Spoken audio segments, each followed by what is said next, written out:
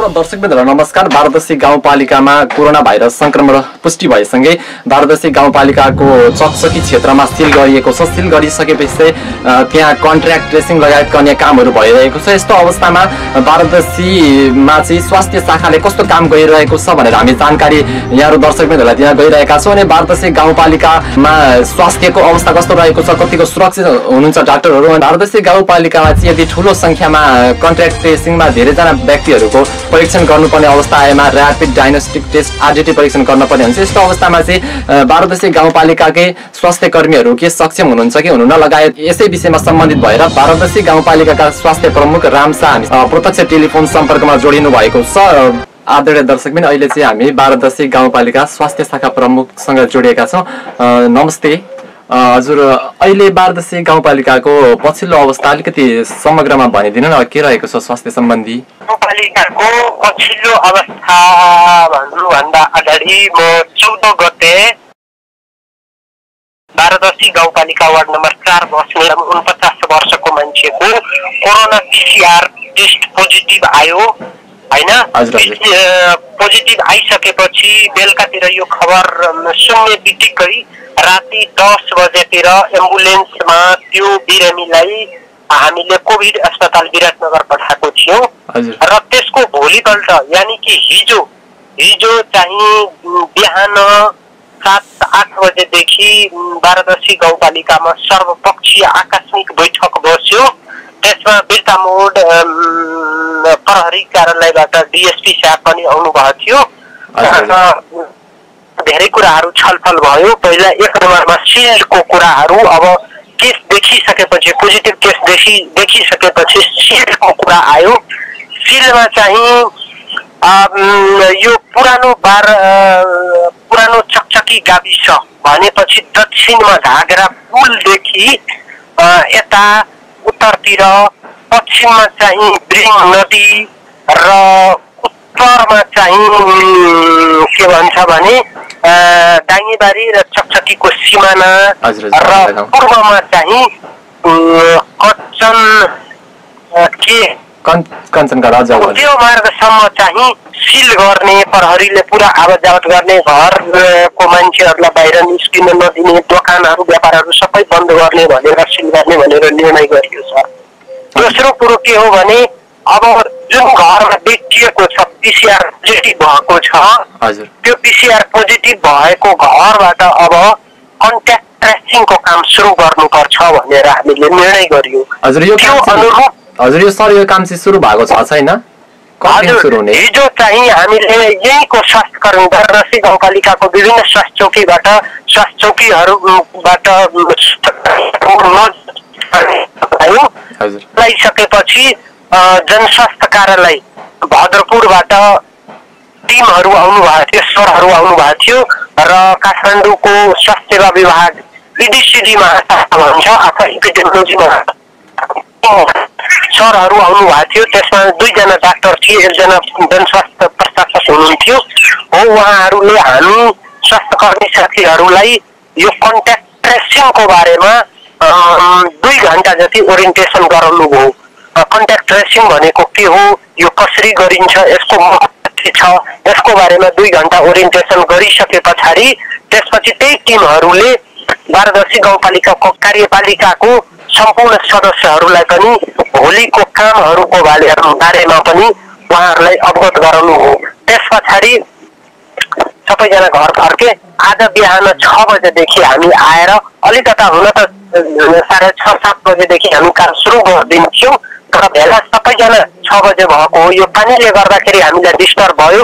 10 बजे चाहिँ हामीले कोभिड हस्पिटल विराटनगरमा छन् उसको परिवारहरूसँग भेट्न जाँदाखेरि कन्ट्याक्ट ट्रेसिङ फर्मेटहरू फर्म भर्नको लागि सोधपुछ गर्न जाँदाखेरि त्यहाँ निकै विवाद भयो।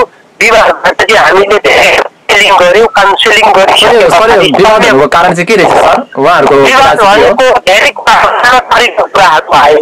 कुरा के आयो भने सुरुमा पीसीआर नेगेटिभ आयो, पछि पीसीआर पोजिटिभ आयो। किन यस्तो भयो? सुरुमा नेगेटिभ भयो, पछि पोजिटिभ किन यस्तो भएको, के कारणले यस्तो भएको हो उनीहरूको भनाइ थियो।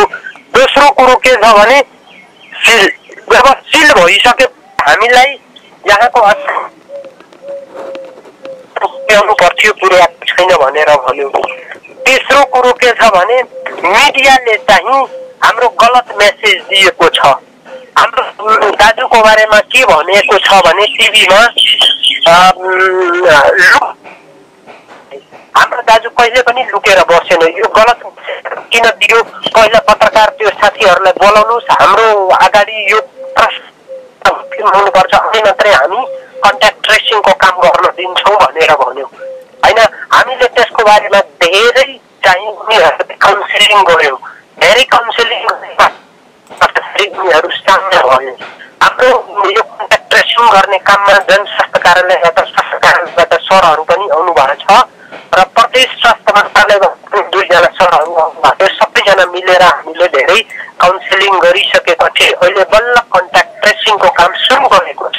र आज हामी कन्ट्याक्ट ट्रेसिङबाट लगभग 60 देखि 70 जनाको PCR स्याम्पल कलेक्सन गर्छौँ। PCR स्याम्पल कलेक्सन गरिसकेपछि हामी विराटनगर कोभिड अस्पतालमा PCR जाँच गर्नको लागि पठाउँछौँ र पठाइसकेपछि त्यसको रिजल्ट हामी हेर्छौँ। रिजल्टमा अब पोजिटिभ कतिजना आउँछ नेगेटिभ आउँछ त्यो त भोलिको कुरा हो होइन। र यो कन्ट्याक्ट ट्रेसिङ गर्ने काम भोलिदेखि आज पनि हुन्छ, भोलि पनि हुन्छ, पर्सि पनि हुन्छ। आज चाहिँ सबैभन्दा बढी चाहिँ जो क्लोज कन्ट्याक्टमा छ, यो बिरामीको जो परिवार अथवा मान्छेहरू क्लोज कन्ट्याक्टमा थियो त्यसको मान्छेहरूलाई मात्रै आज हामी PCR कलेक्सन गर्छौँ। भोलि त्योभन्दा अलिक परको मान्छेलाई PCR कलेक्सन गर्छौँ होइन। त्यस्तै पर्सि पनि हामी त्योभन्दा पनि अलिक टाढाको मान्छेहरूलाई अलिक कम सङ्ख्यात्मक मान्छेहरूलाई भोलि र पर्सि गर्छौँ। आज चाहिँ त्यो मान्छेहरू बढी क्लोज कन्ट्याक्टमा छ अथवा उसको परिवारको मान्छेहरूलाई गरिरहेको छ। सर यो पहिलो चरणको सब सङ्कलन भइसकेको?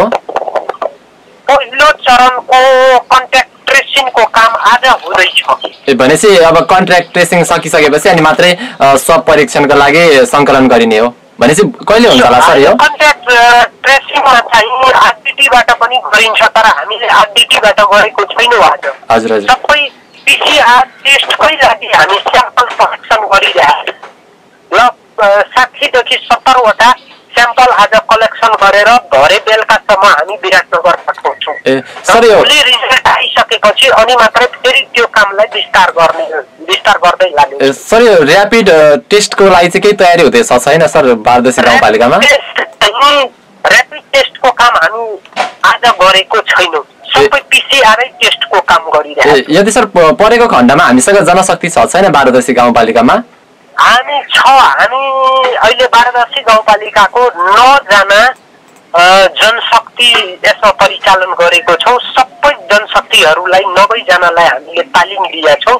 स्वास्थ्य सेवा विभागबाट आएको सरहरूले पनि ओरिएन्टेसन गराउनु भएको छ, जिल्ला स्वास्थ्य कार्यालयबाट आएको टिमहरूले पनि ओरिएन्टेसन गराउनु भएको छ। उहाँहरूले कन्ट्याक्ट ट्रेसिङ कसरी गर्नुपर्छ, के कुराहरू फर्म भर्नुपर्छ सबै फर्महरू पनि एभाइलेबल गरेको छौँ। पिपिईका सामानहरू दिएका छौँ, ग्लोभ्सहरू दिएको छौँ, सबै ह्यान्ड सेनिटाइजरहरू दिएको छौँ। सबै उहाँहरूलाई सपोर्ट दिएर अनि यो काम सुरु गरेको छ। सुरक्षा जस्तो डाक्टर साहबहरूलाई सुरक्षाको व्यवस्था राम्रो मिलेको छ, कुनै त्यस्तो समस्या छैन?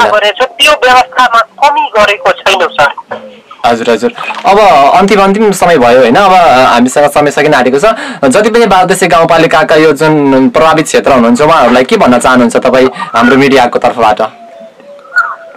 जति पनि PCR छ त्यसको वरिपरि बस्ने मान्छे अथवा बारदसी गाउँपालिका भएको मान्छे त्रसित भएको छ, पेनिक भएको छ, डराएको छ। म यो मिडियाबाट के भन्न चाहन्छु भने यो एउटा पोजिटिभ आउँदैमा तपाईँहरू नडराउनुहोस्, प्यानिक नहुनुहोस्। डराएर यो रोगबाट बच्न सकिँदैन। सबभन्दा ठुलो कुरो के हो भने डराउनु हुँदैन।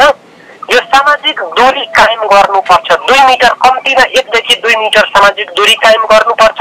पटक हात धुनुपर्छ, मास्क अनिवार्य लगाउनुपर्छ र घरभित्रै बस्नुपर्छ।